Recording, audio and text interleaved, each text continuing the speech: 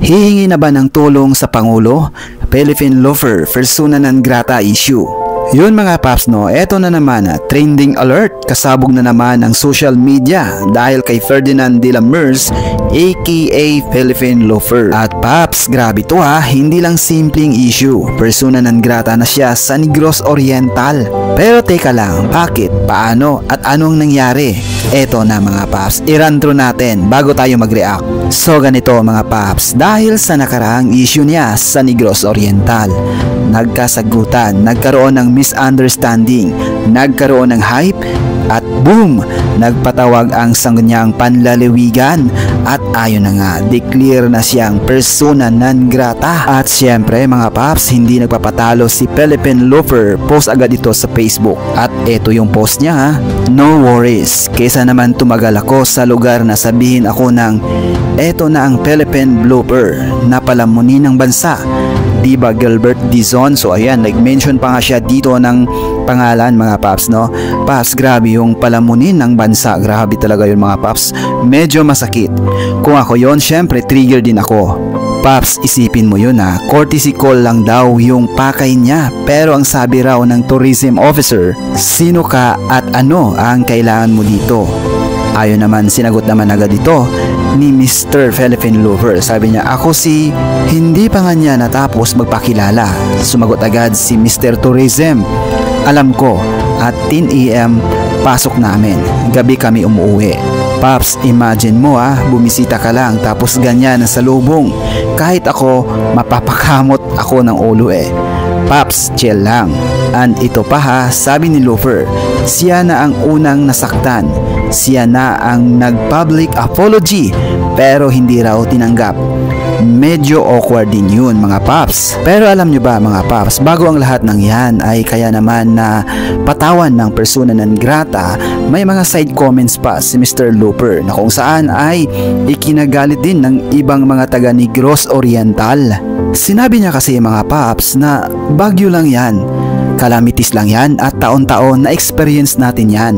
Pero kami nabihira lang makaraan sa inyo, ayun pa ang ginawa ninyo. At dahil din dyan mga paps na-trigger ang issue. At ngayon nga mga paps ay hindi lang dyan natapos ang gulo. Ang bilis din kumalat ng mga fake certifications.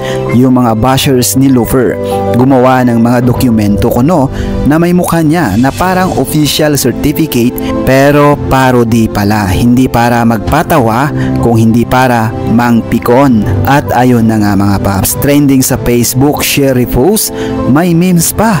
Paps, parang kung saan-saan na lang lumalabas yung mga mukha ngayon ni Mr.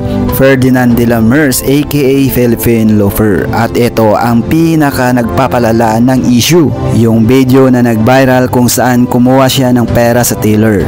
Hinahanap ng teller yung valid ID. Ang ipinakita niya, Facebook page niya mga paps. Paps, FB page, syempre hindi tatanggapin ng teller. So ayun na nga pagtawanan agad ng netizens.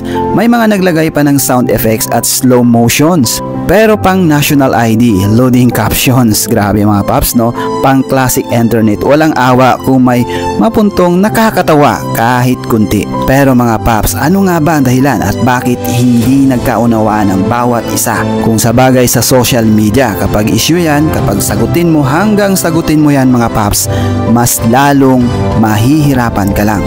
Minsan kasi mga paps, kapag maapakan na yung ego ng isang tao, ayun din ang mahirap. Kahit nakalipas na yung mga issue mga paps, sa konting galaw mo ngayon, ginagawa ng big deal.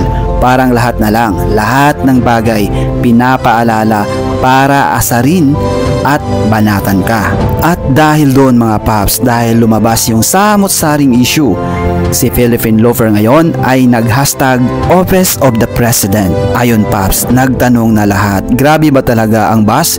Kailangan na ba niya humingi ng tulong sa Pangulo? Eto mga paps real talk, tama ba ang ginawa ng Oriental na ipersona ng grata siya? Or sobra na yung pang-iinsulto online? Minsan kasi oo, may pagkukulang yung tao pero ibang level din yung pangbabas ng netizen, parang for entertainment na lang. Ikaw mga paps, ano sa tingin nyo? Karapat dapat ba talaga na i-persona non grata si Mr. Ferdinand de la Merz aka Philippine Lover? Comment nyo sa baba, gusto ko marinig yung side ninyo. At huwag kalimutan na mag-like, mag-share at follow ang Paps Bong Reacts para updated ka sa lahat ng ganitong mainit na issues sa social media. So ayan lang, stay safe, stay healthy and God bless. Uhahay!